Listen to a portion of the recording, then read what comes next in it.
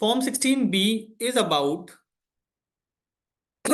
TDS deducted on transfer of immovable property.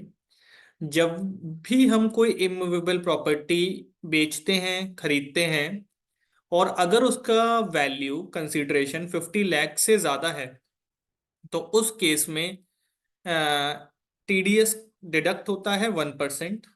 और उस TDS, जो TDS हमारा 1% का डिडक्ट हुआ है, उसके अगेंस्ट हमें फॉर्म 16B इशू करेगा जिसने हमें पेमेंट किया है। मान लीजिए कि मैंने कोई प्रॉपर्टी सेल करी है और मेरे को उसके अगेंस्ट 60 लाख रुपीज मिले हैं कंसीडरेशन के फॉर्म में। तो मेरे 60 लाख रुपीज के ऊपर 1% TDS काटेगा जो वो बंदा प्रॉपर्टी खरीदेगा, लेकिन उस 1% का TDS सर्टिफिकेट मुझे इशू करेगा, और वो TDS सर्टिफिकेट है फॉर्म 16B के फॉर्म में। तो क्या है? There is transfer of immovable property. Immovable property means land, building, part of building, but excluding agricultural land. Buyer is responsible for paying consideration to a resident seller. Seller resident होना चाहिए. Transfer is for a consideration of 50 lakh or more.